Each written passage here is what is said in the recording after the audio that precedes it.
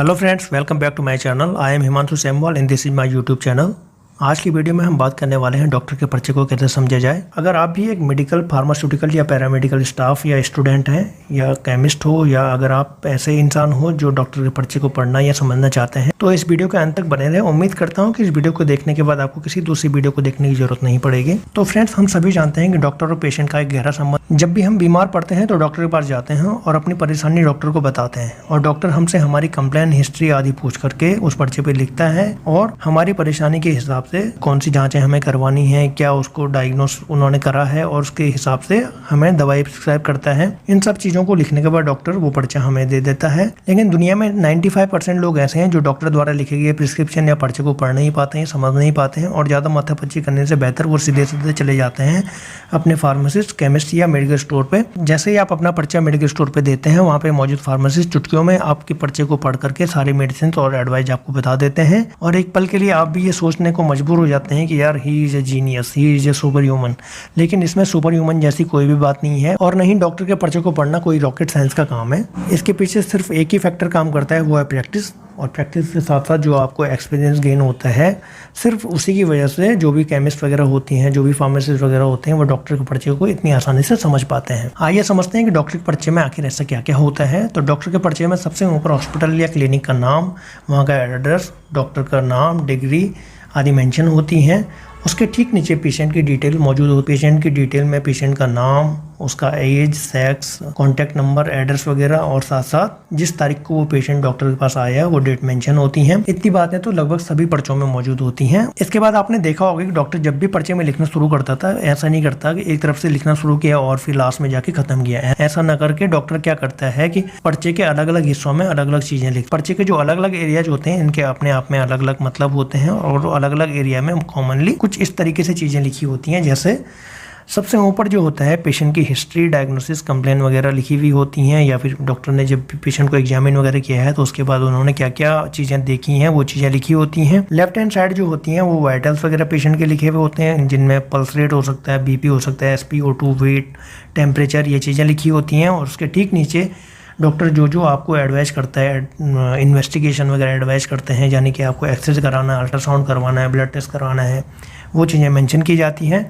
पर्चे के बीचों बीच क्या करते हैं डॉक्टर, आपको RX का सिंबल बना करके उसके नीचे मेडिसिन लिखते हैं।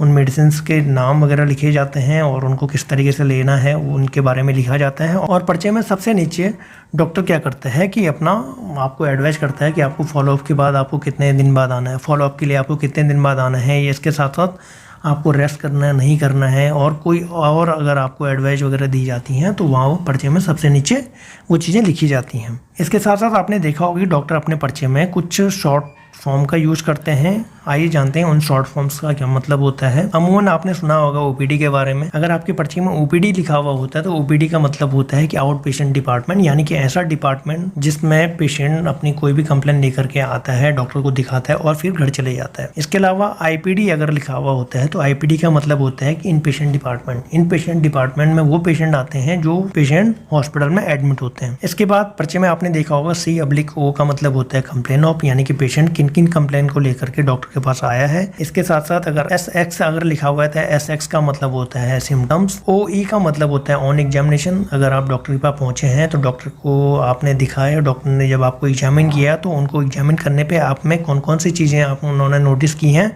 उनको डॉक्टर लिखता है। K/C/O का मतलब होता है नून केस ऑफ, यानी कि कोई भी ऐसा पेशेंट जिसको पहले से पता है कि उसको कोई बीमारी है तो डॉक्टर वहाँ पे लिखता है कि नून केस ऑफ, यानी कि वो डायबिटीज का पेशेंट हो सकता है, ब्लड प्रेशर का पेशेंट हो सकता है, या किडनी का पेशेंट हो सकता है, या हार्ट पेशेंट हो सकता है। तो वो सब चीज़ें डॉक्टर वहाँ पे मेंशन करते हैं।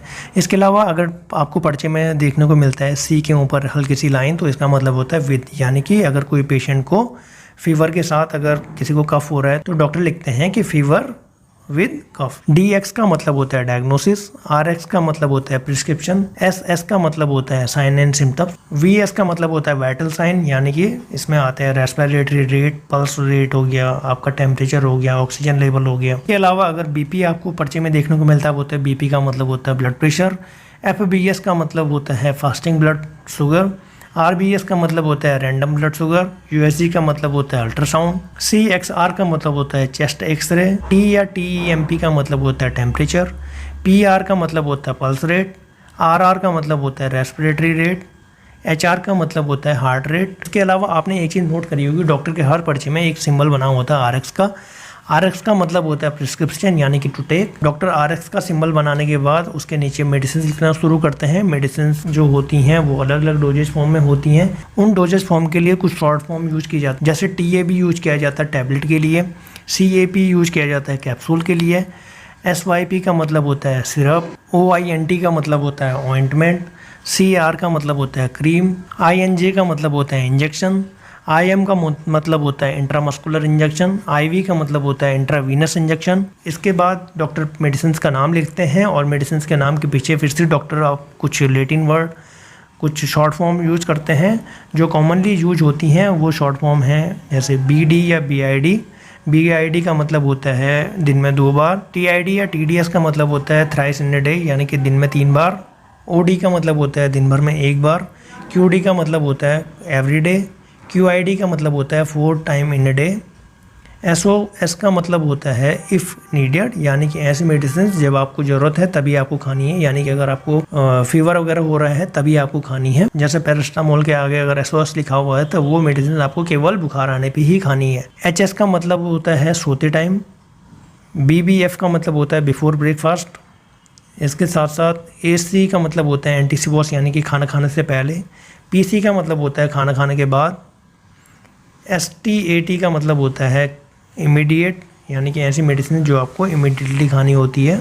तो ये कुछ लैटिन वर्ड या शॉर्ट फॉर्म होती हैं जिनका यूज कॉमनली डॉक्टर के पर्चे में किया जाता है। उम्मीद करता हूँ आपको वीडियो पसंद आया होगा, और अगर आपको वीडियो पसंद आया तो प्लीज़ लाइक करें, कमेंट करें और शेयर करें। साथ साथ अभी तक आपने हमारे चैनल को अगर सब्सक्राइब नहीं किया है तो प्लीज़ चैनल को सब्सक्राइब करें और साथ साथ बेल आइकन दबाना ना भूलें। Thank you.